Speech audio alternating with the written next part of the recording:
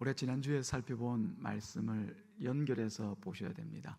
성경은 그냥 한 책 한 책 다른 주제를 가지고 다른 스토리들을 이루어가고 있는 것이 아니라 전체 내용이 결국은 한 가지의 내용을, 한 가지의 스토리를 이루어가고 있습니다. 지난주에 어떤 이야기가 있었습니까?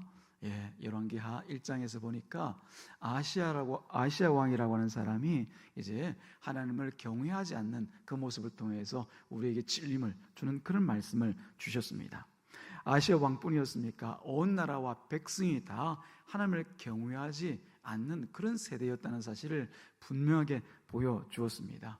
아시아 왕은 하나님께서 그 악함을 보시고 난간에서 떨어뜨렸을 때 그가 일어나서 하나님을 찾는 것이 아니라 회개의 무릎으로 주님을 구하는 것이 아니라 이 아시아는 에그론에 있는 바알세붑, 바알신을 향하여서 자기 사신을 보내어서 내 병이 나았는가 한번 알아보라, 내 병을 치료해 줄 수 있는가 알아보라, 그런 식으로 하나님을 떠나 있는 심정인 것을 보여줍니다. 한마디로 하나님을 두려워하지 않고 하나님의 살아계심에 대하여서 전혀 마음이 없는 그런 왕이었죠. 그럼 백성들은 어떻습니까? 백성들도 마찬가지였습니다. 우리가 이 시간에 함께 나누지는 않았지만 새벽마다 나누는 묵상 말씀을 통하여서 지난 3장에서 보니까 이 백성들 가운데 엘리사가 이제 엘리야의 뒤를 이어서 선지자가 되어서 그 사역을 감당하고자 하는 그 시작에 이 여리고에서 베델로 가는 엘리사를 만난 어린 아이들의 목소리가 이제 그 영적 상태를 보여주었죠. 뭐라고 합니까? 아이들이 42명이나 모여가지고서 그 자리에서 대머리에 올라가라, 대머리에 올라가라, 그런 말을 하죠. 아이들이 그럴 수 있다고 생각할 수 있지만 이것은 사실 할 수 있는 이야기가 아니라 하나님을 경멸하고 하나님을 모욕하고 조롱하는 말이었다는 사실을 알아야 됩니다. 대머리, 사람이 살다 보면은 머리숱이 적어서 대머리로 될 수도 있는 거죠. 엘리사가 대머리였던 것 같습니다. 이 엘리사를 향해서 대머리여라고 하는 것이 무슨 큰일이냐? 그게 큰일이 아니라 사실은 엘리사는 그냥 일반인으로 지나가고 있는 것이 아니라 하나님의 종으로서, 하나님의 사람으로서 그 지역에 이제 지나가고 있는 것이거든요. 그러면 그 사람들이 다 알고서 하나님의 사람이십니까? 라고 해야 되는데도 불구하고 그들은 오히려 엘리사를 향하여서 그 육신에 있는 수치를 가지고서 모욕을 주고 있는 거죠. 이 지역에 있는 사람, 베델에 있는 사람들은 이미 엘리야 뒤를 이어서 엘리사가 선지자가 되었다는 사실을 잘 알고 있습니다. 엘리야가 하늘로 승천하고 이제 엘리사가 그 뒤를 이어서 요단강을 건너서 이 가나안 땅으로 들어왔다는 사실을 그들이 소문 들어서 알고 있는 거죠. 그러면 마땅히 그 하나님의 사람, 하나님의 종에 대하여서 예우를 취하거나 그렇게 해야 되는데도 불구하고 아이들이 먼저 나와서 뭐라고 얘기합니까? 대머리요, 대머리요, 이렇게 얘기한단 말이에요. 그 뒤에 또 올라가라, 올라가라, 이 말은 뭘 얘기하는 겁니까? 엘리야가 하늘로 승천했다는 얘기를 듣고 이 사람들이 얼마나 그 일을 두고서 뒤에서 조롱하여 있는지를 보여주는 거죠. 하나님의 선지자라고 하던 그 엘리야가 그 하늘로 승천했다면서 올라가서 뭐 한대? 올라가서 뭐 대단한 일이나 하나? 이런 식으로 이 사람들이 하나님께서 하신 그 사역에 대해서 조롱하고 한편으로 무시하였던 것을 보여주는 거죠. 그걸 누가 듣습니까? 아이들이 듣는 거죠. 어디에서요? 가정에서. 또 어른들이 모이는 곳에 모여있던 아이들이 그 얘기들을 다 듣고는 다 같이 뭐라고 얘기합니까? 엘리사가 지나간대, 같이 한번 가봐. 보니까 머리가 벗겨져 있거든요. 그러니까 그 자리에서 대머리 올라가라, 대머리 올라가라, 이 말을 하고 있는 거예요. 이들은 단순히 아이들의 입에서 나오는 그런 장난스러운 이야기가 아니라 그 세대를 보여주는, 단적으로 보여주는 그런 말이었던 것이죠. 하나님의 말씀을 전하는 선지자를 무시하고 또 한편으로는 하나님 자신의 그 사역에 있어서 조롱하는 그 세대, 다시 말하면 하나님을 경외하지 않는 그 세대를 단적으로 보여주고 있는 것이죠. 누가 그렇게 만들었겠습니까? 그 아이들을 바로 그들의 부모였던 것이죠.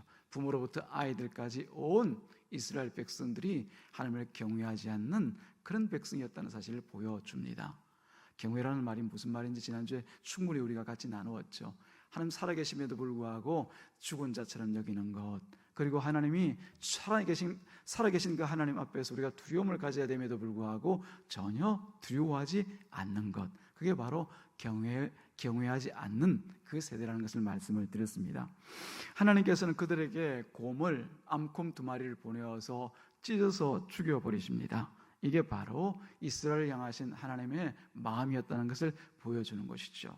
아이고, 뭐 그렇게 어린 아이가 한 얘기를 가지고 죽이기까지. 아니요, 하나님께서는 이 땅을 바라보실 때 하나님도 마음이 있어요. 하나님도 마음이 계신단 말입니다. 그 마음이 암곰을 보내어서 아이들을 찢어 죽이시는 것처럼 그 세대를 마치 찢어 죽이고 싶어하는 그런 마음이라는 것을 보여주고 계신 것이죠.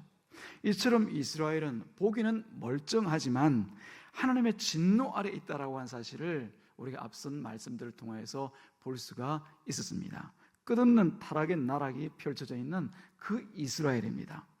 그런데 하나님은 이처럼 경외를 잃은 이 세대에 경외가 무엇인지, 하나님을 두려워하고 하나님을 섬기는 그 일이 무엇인지를 분명하게 또 보여주고 싶어 하시는 거죠. 성경을 여러분들이 자세히 보다 보면은 계속 반복적으로 일어나는 하나의 루틴이 있습니다. 뭐냐면 타락한 이스라엘 백성 혹은 하나님의 백성과 그 뒤에 또 하나님의 백성이 그 타락한 모습과 반대되는 하나님을 경배하고 경외하고 하나님의 뜻 가운데 살아가는 거룩한 백성들의 모습을 또 대비시켜 보여주는 거예요. 그리고 난 뒤에 또다시 이스라엘 백성들의 타락과 그리고 하나님의 백성들의 거룩함, 이렇게 계속 반복시켜주면서 우리에게 요구하시는 것이 있습니다. 바로 선택하라고 하는 것이죠. 선택하라. 네가 이 악한 세대와 같이 살아갈 것을 선택할 것이냐, 아니면 하나님을 경외하고 나를 두려워하고 내 안에서 복을 얻어 살아가는 그 삶을 살아갈 것이냐. 너희 세대는, 우리는, 나는 선택하라고 계속해서 반복해서 보여주고 있는 것이죠. 오늘도 우리가 이 말씀을 듣고 있는 것은 과거에 일어난 역사 이야기를 혹은 어느 사건 하나를 우리가 분석해서 보고 이렇구나 저렇구나 어땠구나 저랬구나 그걸 알려는 것이 아니라 선택해야 되는 그 시간에 하나님께서 우리를 불러주시고 있다는 사실을 알아야 될 줄로 믿습니다. 여러분들 어디를 선택하시겠습니까? 그래서 본문에 보면 수넴성에 사는 한 여자가 등장하게 됩니다. 이 수넴은 엘리사가 거처하는 그 갈멜산과 사마리아 성, 왕궁이 있는 사마리아 성이죠. 그 이스라엘 사이에 있는 그 중간에 있는 성이라고 보시면 됩니다.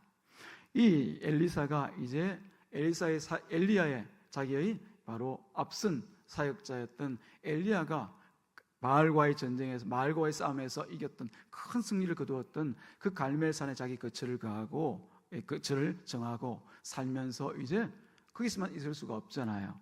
그래서 나가서 공무를 보아야 되니까 사마리아 성까지 오고 하면서 필요할 때마다 하는 말씀도 전하고 또 선지 사역도 하고 또 선지자 생도들도 키우는 그런 일들을 하고 있었단 말이죠. 그러다 보니까 자연적으로 자주 이 수넴성을 드나들고 지나다니게 됩니다.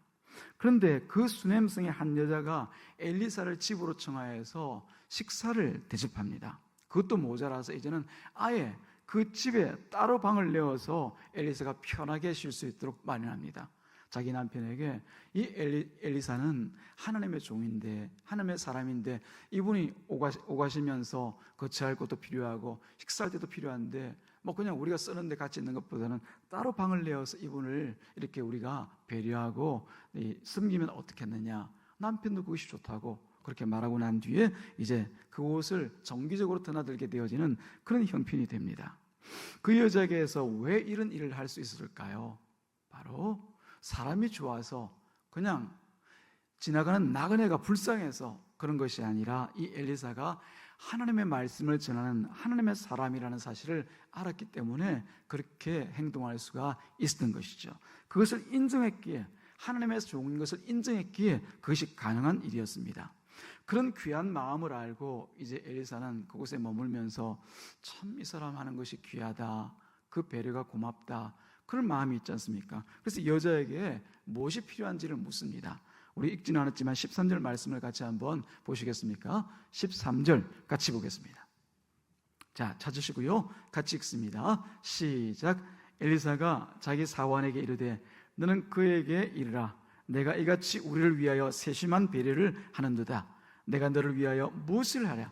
왕에게나 사령관에게나 무슨 구할 것이 있느냐 하니 여인이 이르되 나는 내 백성 중에 거주하나이다.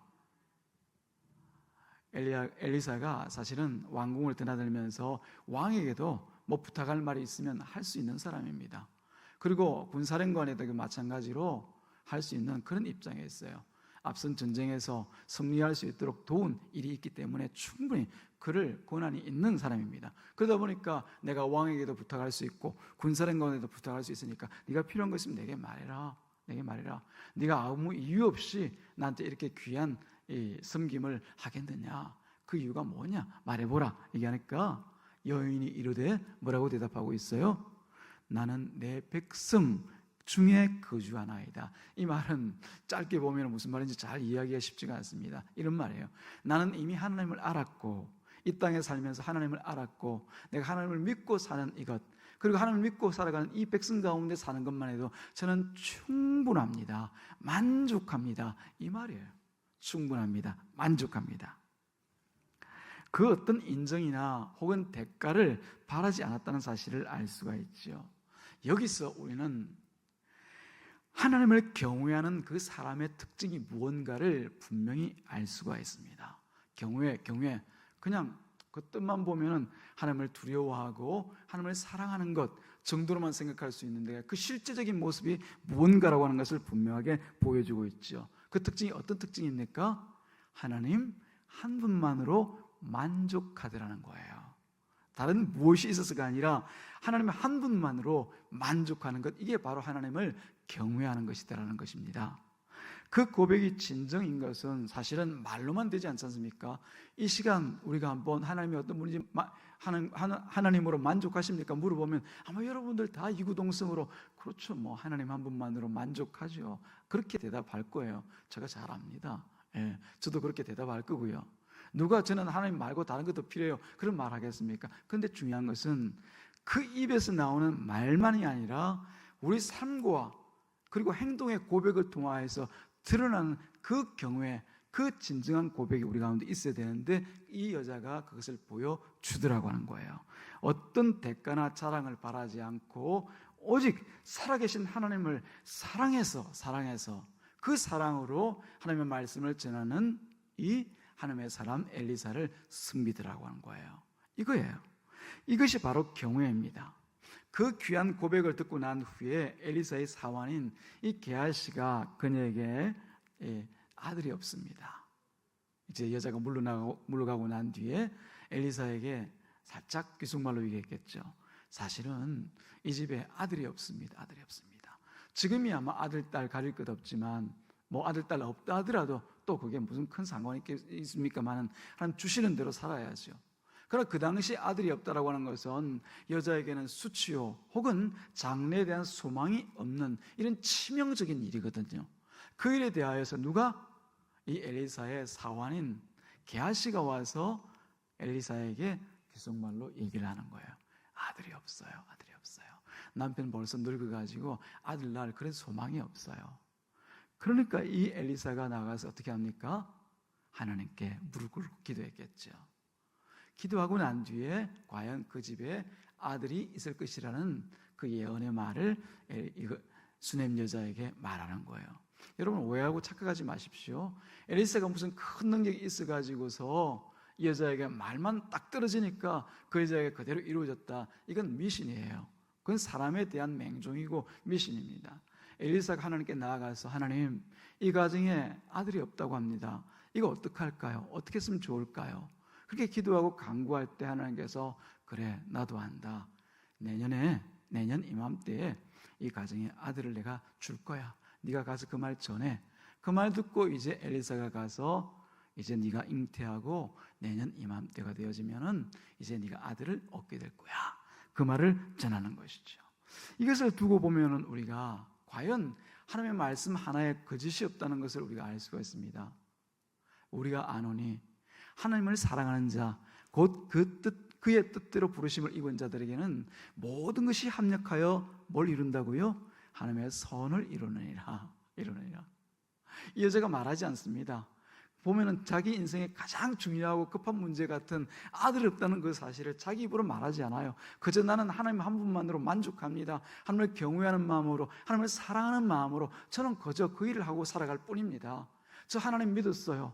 이 백성 가운데, 하나님 믿는 백성 가운데 제가 살고 있어요. 그것으로 저는 충분합니다. 더해서 엘리사까지 이렇게 모시게 되었으니 제가 얼마나 감사합니다.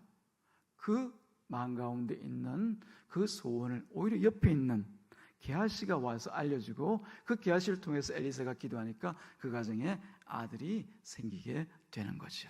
합력하여 선을 이룬 거야. 누구 안에서? 하나님을 사랑하는 자들 안에서, 하나님을 경외하는 자들 안에서 하나님께서 합력하여 선을 이루시는 거예요. 하나님을 경외하시기를 주님의 이름으로 축복합니다. 그래서 주시는 이 놀라운 은혜와 복들을 우리 한 사람 한 사람들, 우리 교회가 입고 살아갈 수 있기를 주님의 이름으로 축복합니다. 이처럼 하나님은 자기 백성들의 필요를 채우시는 분입니다. 우리가 말하지 않아서 필요를 채우지 못하시는 것 아닙니다.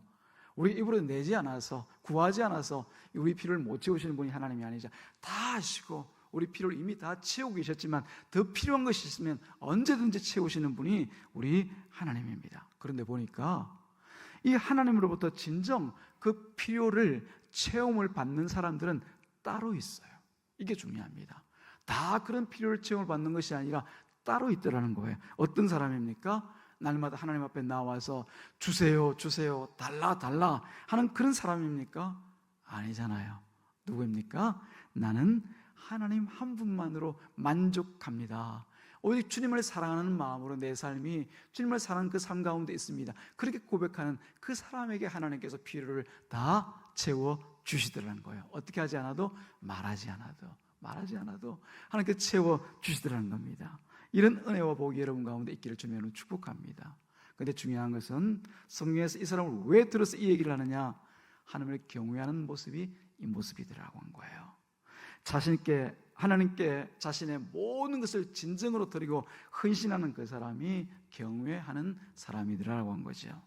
우리도 예수님 한 분만으로 만족해요, 충분해요, 그렇게 고백도 하고 찬송도 하지 않습니까? 주님 한 분만으로 나는 만족해. 더 하긴 좀 그렇죠. 나는 만족해.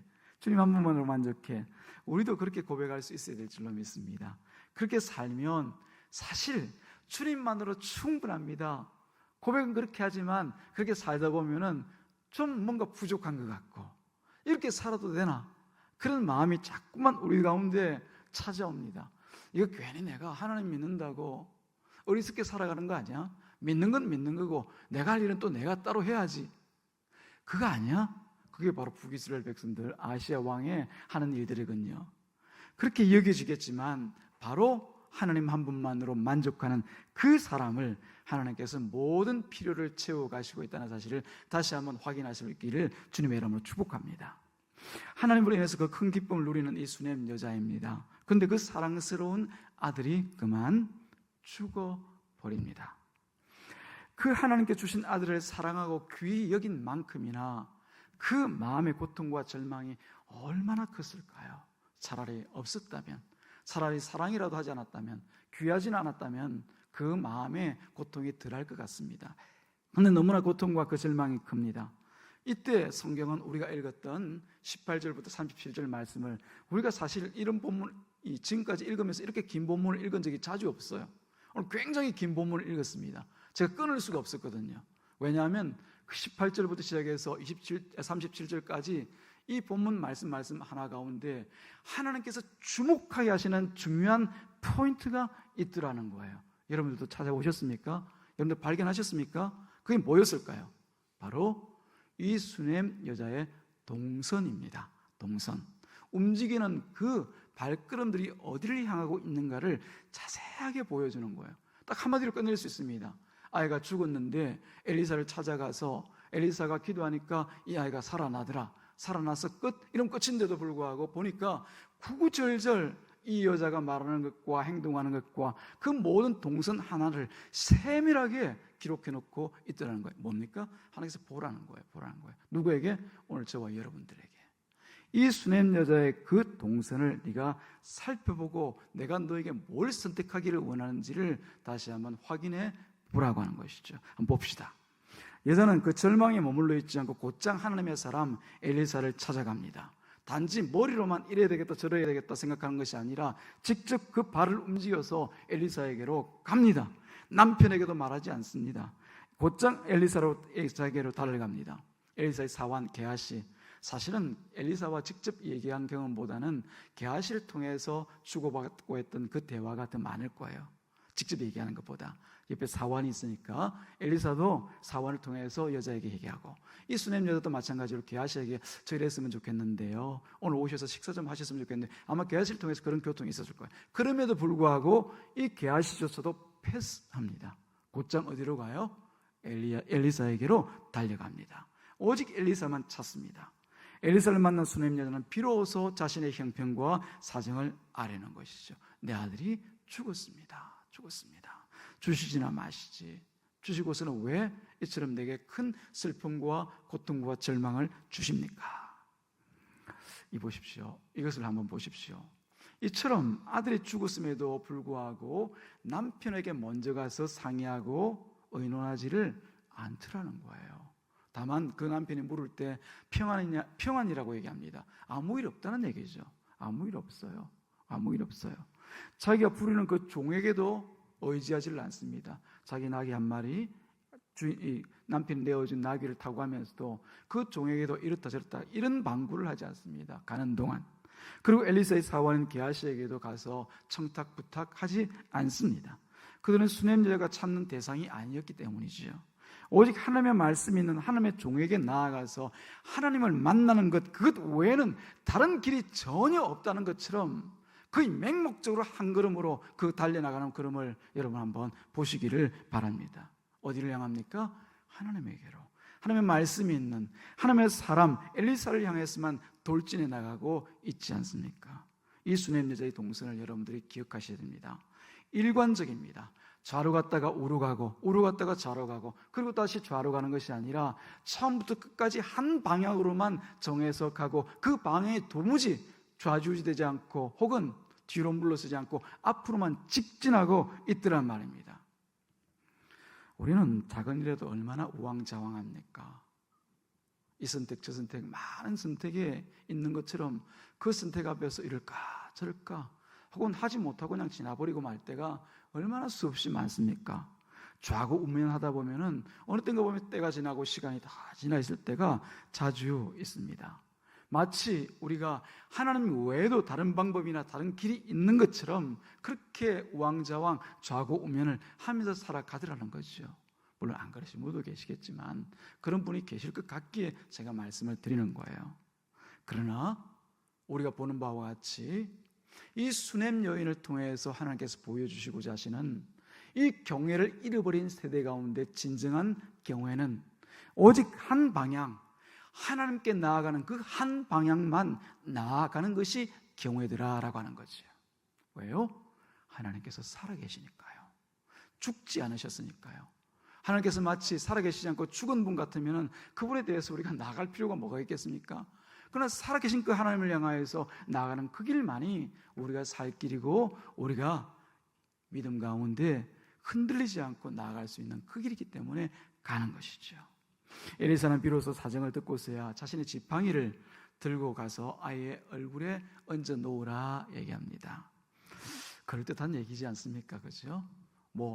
엘리사가 늘 자기 몸처럼 자기 몸에 떨어뜨리지 않는 그 지팡이 들고 와서 이건 나와 같으니까 가서 그 위에 얹어 놓으라.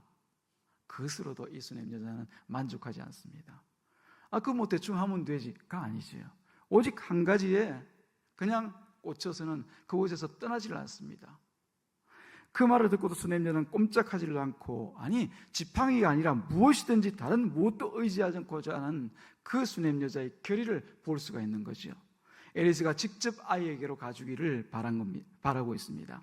과연 엘리사가 죽은 아이에게로 가서 그 아이 위에 엎드려서 입에 입을 맞추고 눈에 눈을 맞추고 그리고 손에 손을 맞잡을 때 그 아이가 살아 일어납니다. 이것을 여러분들 이상한 행위로 생각하지 마십시오. 지금도 죽은 사람에게 가서 입을 맞추고 또 눈을 맞추고 손을 이렇게 얹으면 그 아이가 살아날 것을 여러분 오해하지 마시고요. 이건 그처럼 그 죽은 아이의 심정과 그 죽은 아이를 바라보는 그 수냄 여자의 마음으로 하나님 앞에 나아가 기도한 모습을 그대로 표현하고 있는 것을 여러분들이 그것으로 아시면 됩니다. 기도할 때 어떻게? 그냥 엎드려 기도도 되지만 그냥 서서 기도해도 되지만 그처럼 그아이의 몸과 마주하여서 기도할 때 하나님께서 그 기도를 들으시고, 물론 그 전에 하나님께서 다 계획이 계셨겠지만 그 기도와 같이 그 아이를 살아나게 만드시는 것이죠. 이분이 바로 저와 여러분의 하나님입니다. 다시 살아난 그 아들을 그 품에 안습니다. 과연 여러분, 오늘 본문을 통해서 우리는 결론을 내릴 수 있습니다. 수넴 여자가 옳았습니다. 옳았어요. 오직 하나님 한 분만으로 만족하던 이 수넴 여자가 틀리지 않고 옳았어요. 오직 하나님께로만 달려나가든 이곳저곳 쫓아가고 어디 방법이 없나, 내 아들 살릴 방법이 없나, 혹은 내 아들을 또다시 한번 회복하게 할 수 있는 방법이 없나, 그런 게 아니라 바로 하나님께로만 달려가던 이 수넴 여자가 옳았습니다. 정확했습니다. 수넴 여자는 참 생명을 위해서 찾아가야 될 그 길을 정확하게 알고 제대로 찾아간 것이지요. 오직 한 분, 하나님께 나아가 하나님을 붙든 것, 그게 바로 이 수넴 여자에게서 믿음이고 신앙이었고, 하나님께서 우리에게 보여주시는 경외입니다. 살아계신 하나님을 인정하고 그 하나님 앞에 내 삶을 두고 살아가는 그 모습인 것이죠. 오늘 본문은 이 수넴 여자를 통해서 분명한 한 가지 사실을 우리에게 말씀하고 계십니다. 단지 죽은 아들을 살리는 그 방법이나 그 일, 그 사건이 중요한 것이 아니라 먼저 당시 타락한 이스라엘 백성들의 그 어리석음을 보여주고 있는 것이죠. 혹은 지금 이 세대에 하나님을 믿지 못하고 살아가는, 경외하지 못하고 살아가는 우리와 같은 타락한 하나님의 백성들의 어리석음을 보여주고 있습니다. 다른 한편으로는 우리가 돌아가야 될 그 길, 이스라엘 백성이 돌아가야 될 그 길을 분명하게 보여주고 있습니다. 어리석은 이 이스라엘 백성들은 하나님 아닌 다른 곳에서 살 길을 찾았습니다. 아하시아는 누구에게 찾아갑니까? 자기 병, 하나님께서 난간에서 떨어지게 하셨음에도 불구하고 하나님을 찾지 아니하고 에그론에 있는 여룹바알, 바알 신을 찾아갑니다. 그리고 사람을 찾아갑니다.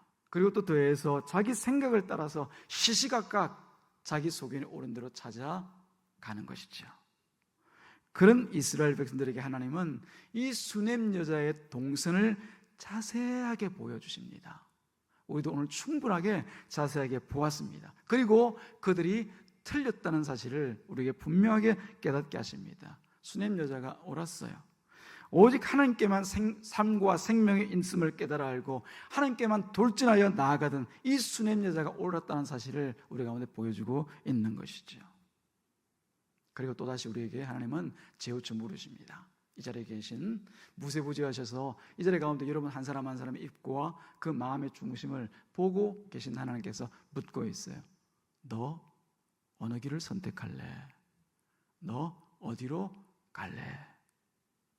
아시아 왕이나 대머리여 올라가라라고 얘기하던 그 하나님을 경외하지 않는, 하나님의 경외를 잃어버린 그 세대를 쫓아 살래? 아니면 하나님을 경외하여서 하나님 한 분만으로 만족해요, 내 갈 길은 하나님 계신 그곳 그 한 길밖에 없어요 라고 고백하던 그 수넴 여자가 갔던 그 길을 네가 갈래? 라고 하는 거죠. 선택은 여러분의 몫입니다. 이 구약의 이야기니까 신약을 살아가는 우리들과는 조금 다르지 않겠나 여러분들이 생각하실지도 모르지만은 신약 좋습니다. 예수님께서 이 땅에 오셔서 어떻게 살아갔는지를 돌아보시기 바랍니다. 예수님께서 이 땅 가운데 오셔서 33년을 사셨고 공생애로 3년을 사셨습니다. 그 모든 삶에 그 집중되고 일관된 그 삶의 자리를 여러분 한번 돌아보십시오. 한순간도 가야 될 길을 잊지 않고 살아가셨습니다. 어디였습니까? 십자가였어요. 십자가로 가는 그 길 가운데 많은 사람들이 말립니다. 제지합니다. 혹은 다른 길을 제시합니다. 그럼에도 불구하고 예수님은 그 십자가를 마다하지 않고 골고다 언덕까지 올라가서 결국은 십자가를 지십니다. 그리고 내려올 수 있음에도 불구하고 십자가를 내려오지 아니하고 그 십자가를 끝까지 다 감당하시고 죽으시죠. 일관된 예수님의 모습입니다. 오직 한 걸음이었죠. 하나님 아버지를 향하여서 드리는 자신의 헌신, 그 모든 것을 이 땅 가운데 계시면서 보여주시고, 우리도 예수를 따라 살아갈 우리도 그 길로 오라고 우리를 초청하고 계신 것이죠. 그 초청을 받은 바울은 또 어땠습니까?